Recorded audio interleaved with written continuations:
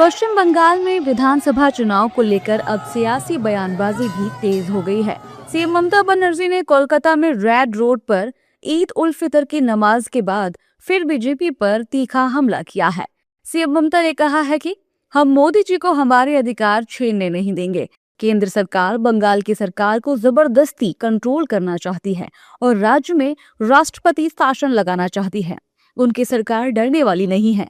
जो डरते हैं वो हार जाते हैं और जो लड़ते हैं वही जिंदगी में आगे बढ़ते हैं। हमारी पार्टी हर हाल में लोगों के हक के लिए खड़ी रहेगी। वहीं सीएम ममता के बयान के बाद सियासी माहौल पूरी तरह से गर्मा गया है।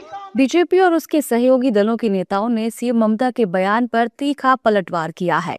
इस दौरान उन्होंने कहा कि ममता बनर्जी बंगाल से जाने वाली हैं, इसीलिए इस तरह के असभ्य बयान दे रही हैं। ये बुखलाहट है जब उनको मालूम हो गया है कि बंगाल की जनता ने अब मन बना लिया है वज़ीर आज़म साहब का हाथ मजबूत करने का, मोदी जी का।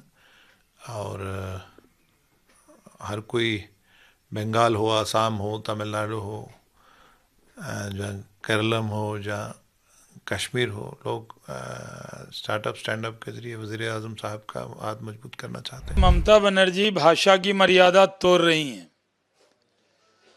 वो बीजेपी के लोगों को जहन्नम में जाने की बात कर रही हैं, जबकि बंगाल को उन्होंने जहन्नम बनाने की कोशिश की है। इस बार ममता बनर्जी की विदाई तय है।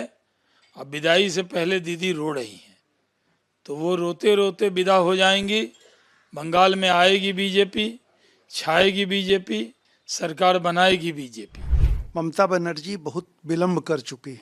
ये सब कुछ भी कर लें, अब ममता बनर्जी वो खुद समझती हैं कि अब ममता राज आने वाला नहीं है। टीएमसी का सफाया होगा इस चुनाव में और भारतीय जनता पार्टी आएगी। हालांकि विपक्षी दलों के नेताओं ने सीएम ममता के बयान का समर्थन किया है। इस दौरान विपक्षी दलों के नेताओं का कहना है कि ममता बनर्जी 15 सालों से बंगाल की मुख्यमंत्री हैं। वो बहुत मजबूत हैं और उनका ये बयान सही है। मेरा मानना है कि बंगाल चुनाव में शाब्दिक हिंसा की शुरुआत बीजेपी ने ऐसे कर दी और ऊपर से चुनाव आयोग की जो पहलकदमियां रही हैं वो संदिग्धता के घेरे में है। और अगर आपको याद हो तो कल आपसे बातचीत के क्रम में मैंने कहा था कि ये बिना आर्टिकल 356 के प्रमलगेशन के it's a direct take over. मतलब आप वहाँ के मुख्यमंत्री को, वहाँ के प्रशासन को गौण कर दिया आपने। और जिस स्केल पे आपने तब्दीलियां की हैं ये अनप्रेसिडेंटेड है। हमने नहीं देखा आज तक ऐसा।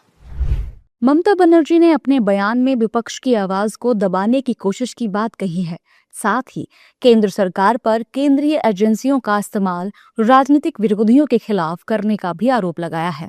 बता दें कि ये बयान ऐसे समय में आया है जब राज्य में राजनीतिक माहौल काफी गरमाया हुआ है और विभिन्न दलों के बीच आरोप प्रत्यारोप का दौर जारी है।